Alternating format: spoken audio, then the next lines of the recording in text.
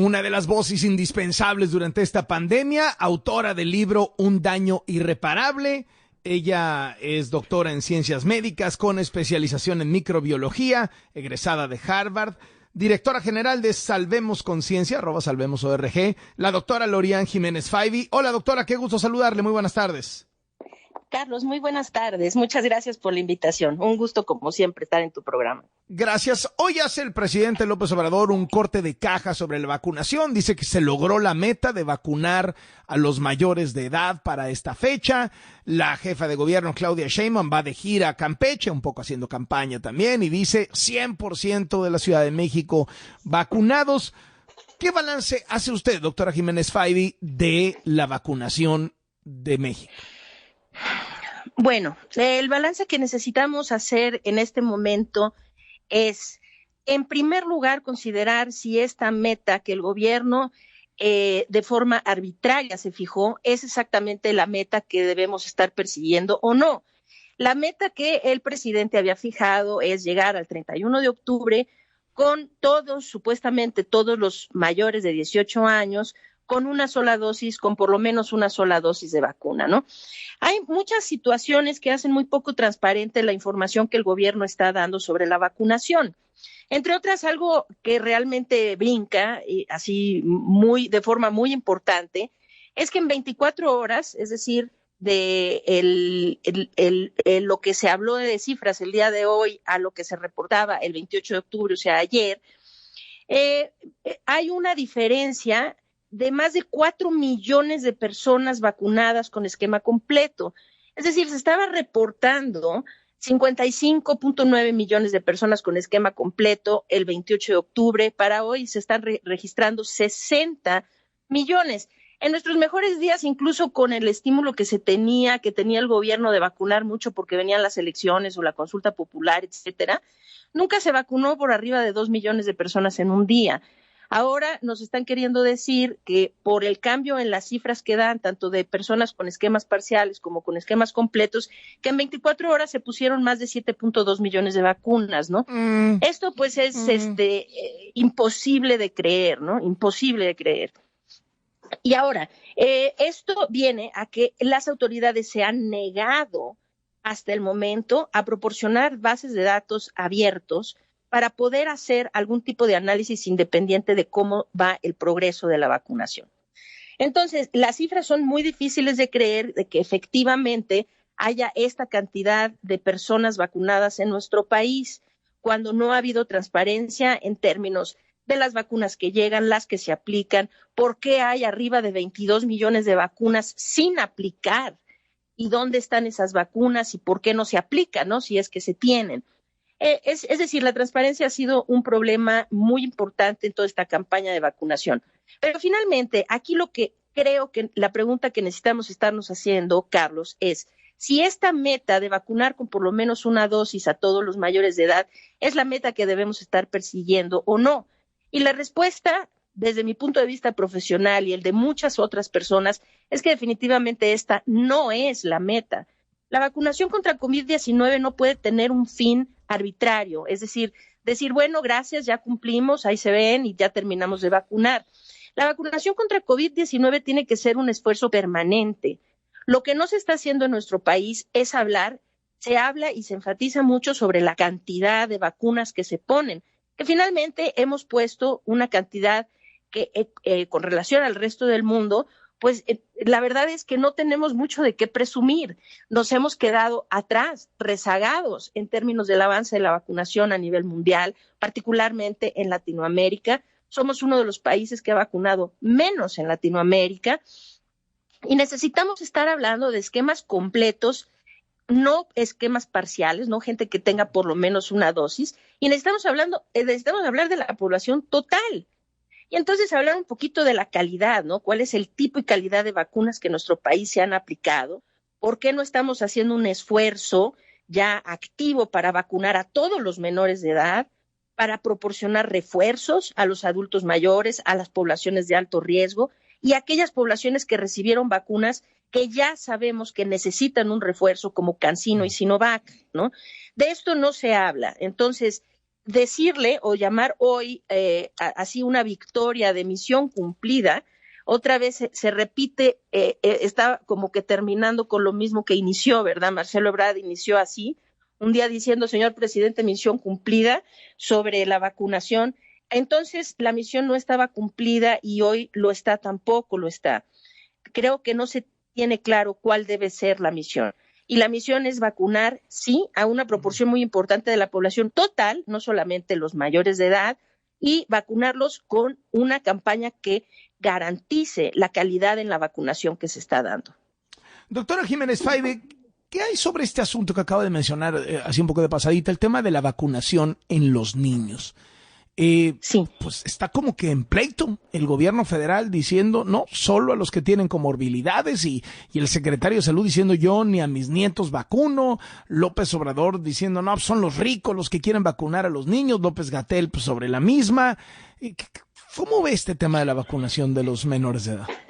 Bueno, cuesta mucho trabajo entender por qué todo esto se tiene que politizar, irse siempre a esto, no son los ricos o los pobres y hacer una división. No, a ver, los niños ricos y pobres todos también les da COVID, ¿no? Lo que está pasando y lo que estamos viviendo en este momento en el país es una etapa realmente oscura, un poquito retrógrada, de personas que están tomando decisiones políticas cuando las decisiones que se toman deberían de estar tomadas con base en la evidencia de la ciencia y no con base en los caprichos y conveniencias de la política. Lo que dijo el secretario de Salud, Jorge Alcocer, hace unos días en la Cámara de Diputados, debe ser visto como una de las declaraciones más vergonzosas que se le puede escuchar a la persona que está a cargo de un sistema sanitario en un país. La declaración que hizo es prácticamente una declaración antivacunas, anticientífica y desde luego no está basada en absoluto en la realidad o en la veracidad científica. Los niños han recibido vacunas desde hace muchas décadas de forma sistemática. La vacunación, muy contrario a afectarles o a dañar o a, él dijo afectar su sistema inmune, sí, lo que hace es protegerlos inmunológicamente contra muchas enfermedades y no hablamos solo COVID-19, estamos hablando difteria, tosferina, polio, sarampión, varicela, hepatitis, etcétera, etcétera. No es distinto con la vacuna contra COVID-19. La verdad, Carlos, es una vergüenza que vivamos en un país en donde los padres de familia tengan que buscar el recurso del amparo para que a sus hijos se les pueda vacunar. En este país no deben estarse vacunando solo los niños con comorbilidades. Deben estarse vacunando a todos los menores de edad que hoy son elegibles para ser vacunados. En este momento en nuestro país se pueden ya vacunar a todos los que tienen entre 11 y 17 años con la vacuna de Pfizer. Esto está autorizado internacionalmente e incluso aquí en nuestro país por la COFEPRIS. Todos deberían estar siendo vacunados. Ahora, hace unos días en Estados Unidos ya se aprueba la vacunación a partir de los 5 años. Lo mismo con la vacuna de Pfizer y próximamente se va a autorizar la de Moderna para la misma situación. En este país, como en el resto del mundo, debemos estar hablando de dos cosas que son muy importantes. Cómo se pierde la inmunidad adquirida por las vacunas a través del tiempo y incorporar en el plan de vacunación cómo se van a hacer refuerzos a los adultos mayores, a las poblaciones vulnerables, a quienes recibieron vacunas que tienen menor efectividad o menor longevidad en su protección, como CanSino, como Sinovac, y desde luego, hasta arriba de la lista de prioridades tiene que estar la vacunación para los menores de edad. Necesitamos entender algo, aquí, sobre todo en nuestro país, la pandemia no se ha terminado. Nada más para que la gente que nos escuche tenga una idea, en los últimos 3 días, solo 3 días, más de 1,100 personas murieron por COVID-19 en cifras oficiales en nuestro país. Esto nos está dejando hoy, todos los días, entre los 5 o 6 países con mayor número de muertos diarios por COVID-19. Se entiende que el gobierno está tirándole a normalizar esta tragedia, que se deje hablar de ella. Pero en México los mexicanos se siguen muriendo por COVID-19 por las negligencias que este gobierno persiste en seguir llevando a cabo durante la pandemia en términos de su control. Entonces es importantísimo porque desde luego que la vacuna es lo que nos puede llevar a detener esta catástrofe. Y más allá de decir, necesitamos tener al 80% o al 90% de tales o cuales poblaciones vacunadas, más que, claro, necesitamos tener una población grande de personas vacunadas, pero necesitamos hablar no solo de cantidad, sino de calidad en la vacunación. Es decir, no sabemos el impacto que tiene sobre la calidad de nuestra población vacunada estas vacunas, los escándalos que han habido, por ejemplo, de vacunas de aire, de vacunas de Pfizer diluidas de más, la situación de que hay gente que ya está perdiendo la inmunidad y no se habla de refuerzos, del tipo de vacunas que se administran. Entendamos que todavía tenemos, aquí en México se administra vacunas como la CanSino, que no tenemos, para la cual no tenemos resultados de fase 3 todavía, y seguimos con el asunto de los menores de edad. Creo que es realmente lamentable. Seguimos perdiendo demasiadas vidas en un momento en donde esa pérdida de vidas es prácticamente en su totalidad prevenible. Por último, doctora, el tema del número de personas muertas a consecuencia de la pandemia. Por un lado hay cálculos de que el exceso de mortalidad ha sido de 600,000 personas, no todas directamente por COVID. Por otro lado hay quien dice vamos en 500,000. La cifra oficial está abajo de 300,000. ¿Por qué sigue pasando esto y cuál es la cifra real? Es decir, ¿dónde está México en el mundo a la hora de contabilizar las desgracias, las muertes por COVID? Sí, creo que seguimos con estas confusiones porque creo que es precisamente la intención de las autoridades, generar confusión en donde los medios de comunicación, incluso aquellos que realmente están esmerados en hacer un reporte muy serio y hablar de las cifras con mucha seriedad, pues les causa confusión porque tenemos varios reportes. Necesitamos entender esto. Una cosa son los reportes oficiales que emite la Secretaría de Salud y que se proporcionan internacionalmente sobre el número de casos y defunciones que ocurren en nuestro país, ¿no? Estas son las cifras oficiales, ok.